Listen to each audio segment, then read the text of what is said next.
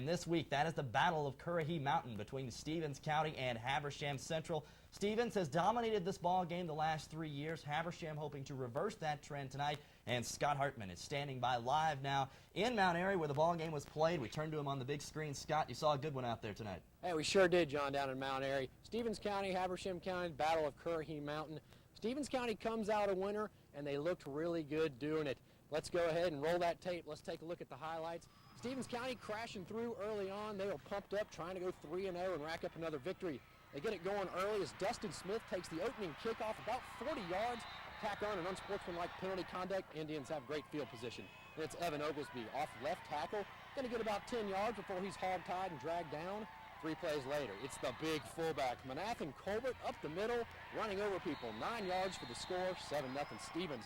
Haversham gets it going a little later, though. 14-0 Stevens when Raiders. Rollo Brown goes 25 yards, runs over that one guy. Just a big gain. Then it's Cy Allen. Going to go downfield, and I mean deep, to Matt Kintrell for the 50-yard touchdown.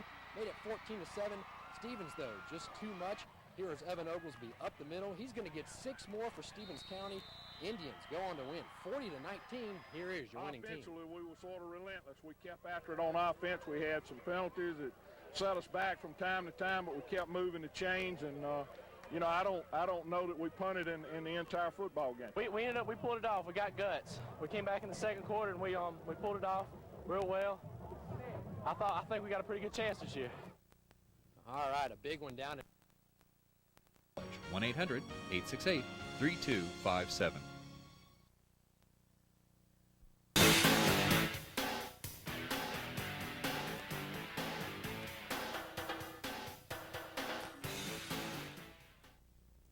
And welcome to the playoff edition of Friday Night Under the Lights. John Hart joined, as always, by the coach, Mac Poss. We are ready to take you through week 1 of the postseason. Scott Hartman will also join us shortly with some of the game information. And, Mac, tonight, the first week of the postseason is, of course, the week that everybody wipes the slate clean and starts over even. You're exactly right.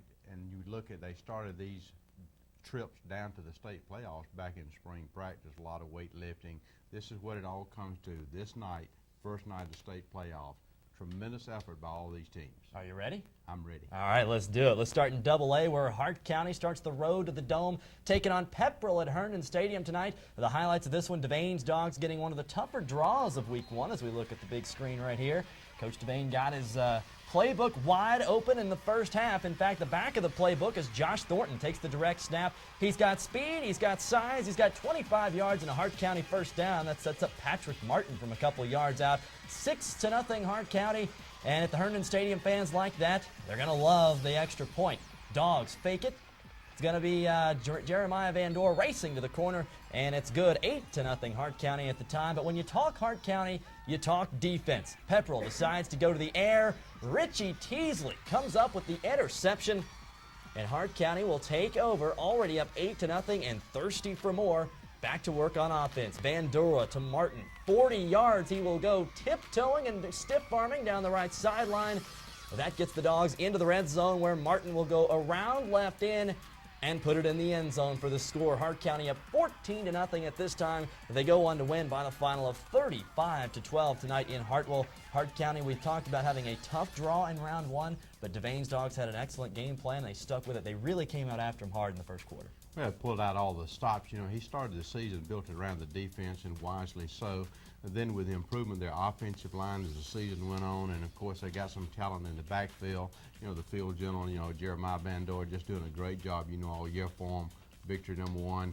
They're going to go way down the road, folks. I have a feeling we might see the Dogs several weeks from now. Well, let's move to Class A now. The top team in the state, the Commerce Tigers, at home for round 1 against Armurchie, a 6A team out of Rome, Georgia. Steve Savage and company perfect through the regular season, trying to extend that into the second season tonight, and they have the tools to do it. Showing the good-looking unis right there, the yellow and the gold and black. Daniel Carter fakes the handoff. Going to go up top to Michael Collins, and let's all enjoy Michael Collins as he leaves everybody behind, as he usually does. 80 yards for the touchdown. The crowd all pumped up in Commerce, and as well they should be, because the Tigers can also get it done on defense. To the air goes Armurchie, but there is Lee Sorrow. There is a name we haven't called this year for Commerce. Sorrow getting the pick, and the Tigers will set up once again.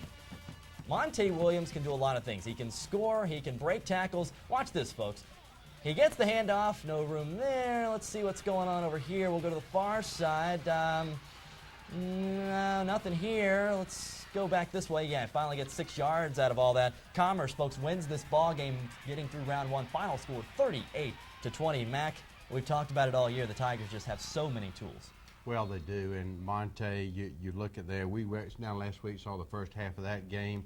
They continue to roll. The defense is going to get better every week. They'll have to because the caliber of play now. Everybody's good at this stage. Commerce once again answers the bell. You're exactly right. Well, also tonight in AAA, Stevens County traveling down to Atlanta to battle top-ranked Marist, and Marist playing like the top-ranked team in the country, as we see right here, holding the Indians to 8.